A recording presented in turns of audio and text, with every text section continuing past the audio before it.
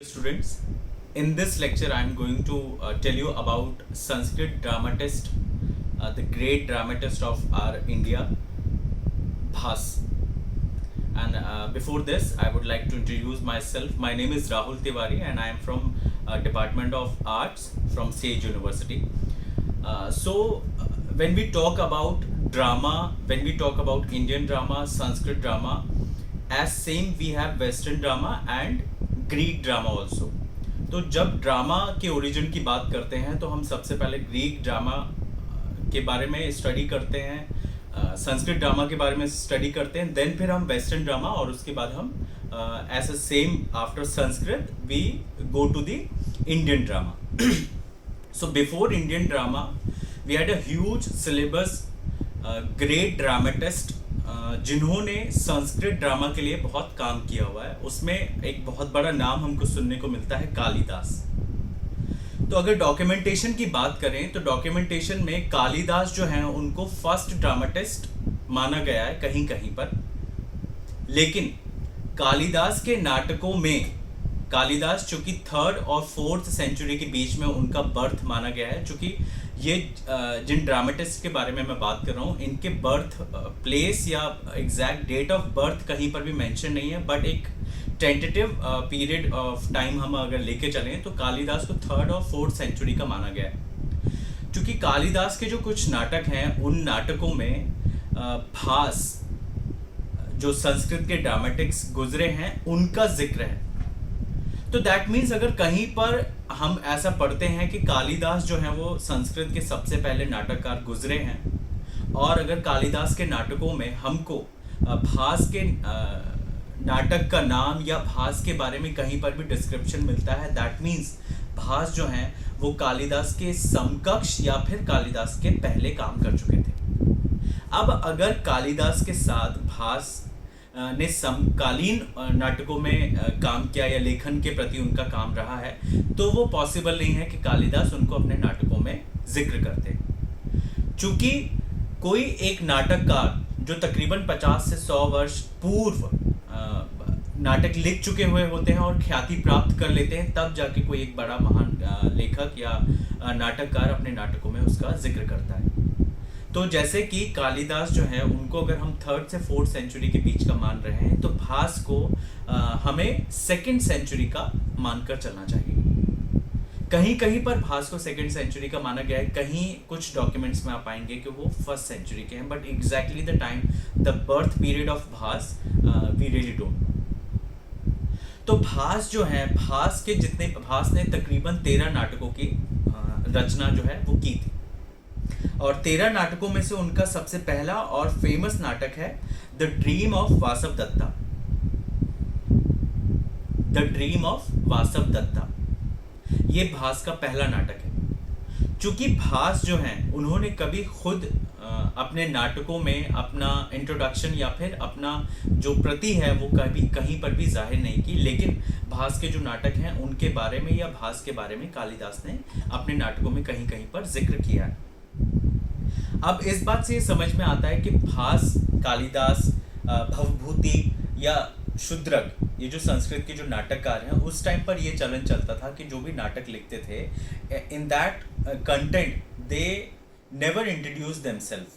वो अपने आप को इंट्रोड्यूस नहीं करते थे, वो सिर्फ नाटक लिख देते थे, बट कहीं पर भी वो नाटक उन्होंने लिखा इस चीज़ का जिक्र नहीं होता था।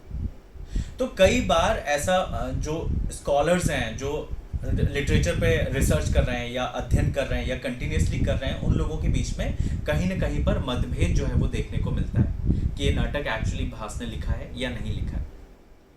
तो 1912 में जो इंडियन एक स्कॉलर हैं, बहुत बड़े गुजरे हैं, उन्होंने मलयालम में तकरीबन 13 नाटकों का रचना की है, या जिसको कह सकते हैं कि उन्होंने ट्रांसलेट किया है। तो वो जो 13 नाटक हैं वो 13 नाटकों को माना जाता है कि ये भास की एक्चुअल कृति है।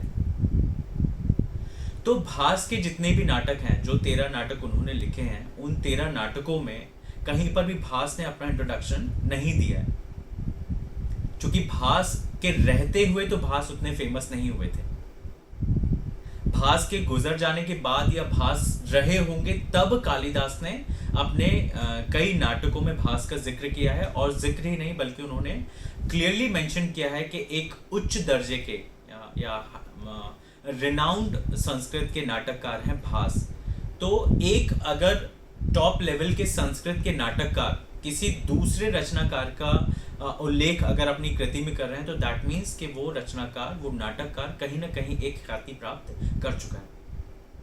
तो इस तरह से जो संस्कृत नाटककार हैं, कुछ चीज़ें हमको ऐसे समझनी होगी कि जितने भी संस्कृत नाटककार पहले गुजरे हैं या first century, second century, third, fourth century के, इनका एग्जैक्ट डेट ऑफ बर्थ हमको कहीं पर भी नहीं मिलेगा। एक टेंटेटिव टाइम ऑफ पीरियड वो जो है हम लेकर चलते हैं। और कई बार स्कॉलर्स जो होते हैं, स्कॉलर्स की अगर मैं बात करूँ तो स्कॉलर हम उनको कहते हैं जो लोग लिटरेचर पर काम कर रहे होते हैं या जो लोग रिसर्च वर्क कर रहे होते हैं कि actually this is written by Bhasa और नॉट।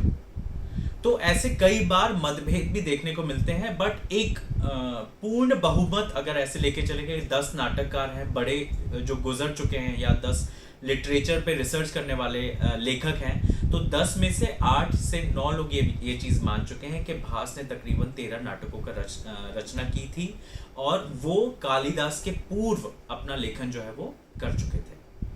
तो उनके जो नाटक हैं, वो नाटकों की स्टोरी बहुत बड़ी बड़ी है, जो कि मैं इस लेक्चर में तो नहीं कवर कर सकता हूँ, बट दूसरे किसी वीडियो में हम उनके किसी एक फेमस नाटक को ज़रूर लेकर उसके ऊपर चर्चा हम करेंगे।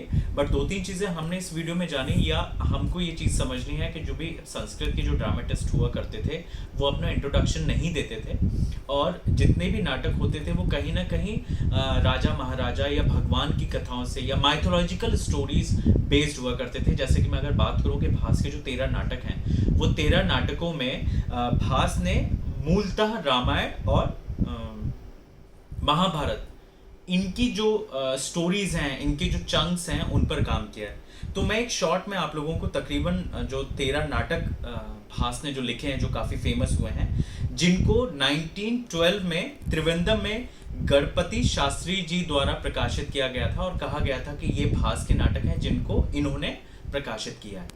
तो भास के जो नाटक हैं, एक और बहुत इंपॉर्टेंट चीज़ है, कई बार नेट या गेट के क्वेश्चंस में भी पूछा जाता है कि क्या भास के रहते हुए उनके नाटकों को प्रदर्शित किया गया था? तो नहीं किया गया था। भास के गुजर जाने के बाद 1912 में भास के नाटकों को त्रिवेंद्रम में गणपति शास्त्री द्वारा प्रकाशित किया गया था।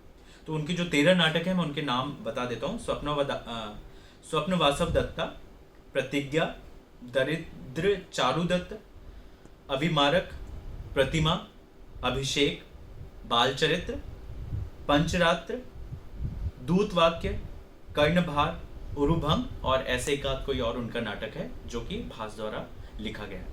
सो I hope this is quite enough to understand the concept of Sanskrit dramatics के वो किस तरीके से नाटक लिखते थे, और अपने नाटकों में वो अपना इंट्रोडक्शन जो है वो नहीं देते थे, जिसकी वजह से आज के टाइम पर कहीं ना कहीं उस पर कॉन्फ्लिक्ट्स जो है वो पैदा होते हैं। तो नेक्स्ट लेक्चर में हम मिलेंगे किसी दूसरे राइटर के बारे में और उनके बारे में हम जानेंगे। Thank you so much.